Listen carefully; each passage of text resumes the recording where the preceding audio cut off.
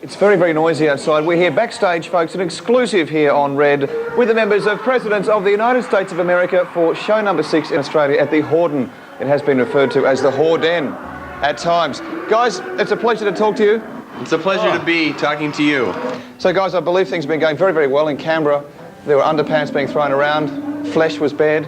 Really? I'm just hearing reports. They're filtering through. That must have been in the lobby. I heard some guy was baring his bottom last night out there, and they were shining a spotlight on him. I missed it. He was dropping his trousers. Is this something you normally get at your shows, or? I hope not. I don't know. We're too Men's busy butts. trying to play our instruments. You know? It's the Australian crowds. Hey, the Australian crowds, are they any different to what you've been getting? They're rabid. They're great. Ribbit. They're fantastic. Outstanding. A little dune bug out in the sand. A little blue dune bug out in my hand. Yes! It's unreal. These are the biggest shows we played in the world, even bigger than in the States.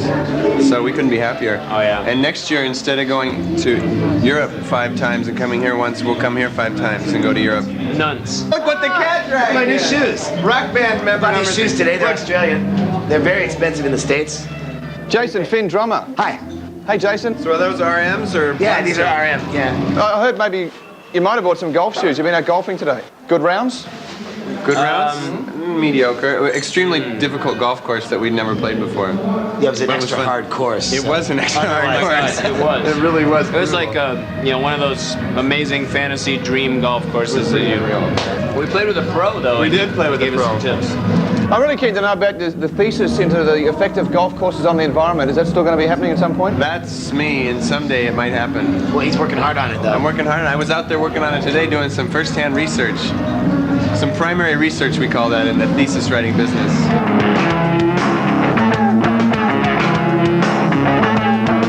Now, Jason, you were the last member of the band to come on board. You're a big fan from way back. I was a big fan from way back.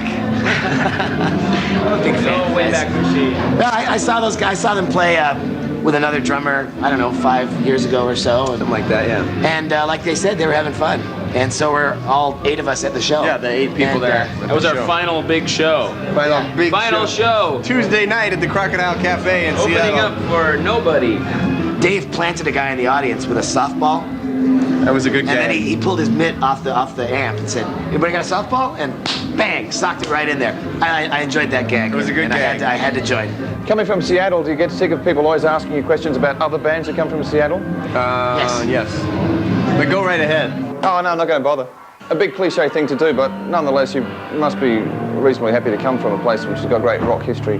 Well, it has a great rock history that has nothing to do with the grunge movement that the rest of the world's familiar with. You know, it has a great party rock and roll history starting in the early 60s with the Sonics and the Wailers and the Kingsmen and Paul Revere and the Raiders. All sorts of great bands like that. So those grunge bands are sort of an anomaly, really, more of an exception than the rule. Yeah, I can't see any flannel anywhere here tonight. No, we're not flying the flannel today. No.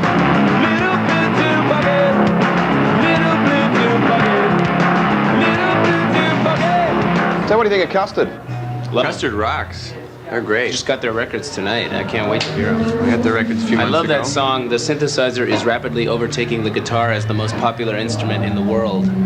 They just did it like 4 songs ago. Perhaps inspiration for Video Killed the Radio Star. Yeah, synthesizer killed the Which you're guitar. both playing, you're both covering your sets. Video Killed the Radio Star. I haven't heard them do They it haven't yet. been playing it, but we know they do it. Yeah. They do it? Maybe they've been not doing it out of deference to us. But Well, they didn't even know that they got dinner until tonight. You know, it's like 6 shows into the tour. They've been eating crackers and cheese because they were Mint afraid. patties. Just quickly on that issue of video killing radio stars, do you think that with the advent of music television, particularly in America, because it's so big there, that it's killing off live rock shows? Yes, and I just said that these are the biggest shows we played anywhere, and that's the reason why. In the States, we don't play that big of shows. Nobody does anymore, unless you're like Hootie and the Blowfish or something, Alanis Morissette. So, you know, in the 70s, if you sold 1 million records in the States, you'd play to 15,000 people in every city, and now you play to 1,500 people. because they know what you look like. Yeah, they know And they know how you jump around and stuff. And There's no mystery left. They took the credit for your second symphony, rewritten by machine on new technology. And now I understand the supernova scene.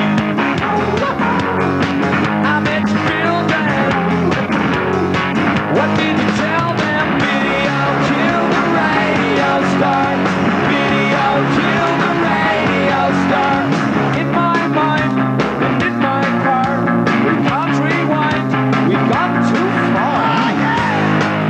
presidents of the United States of America, and you're watching Red.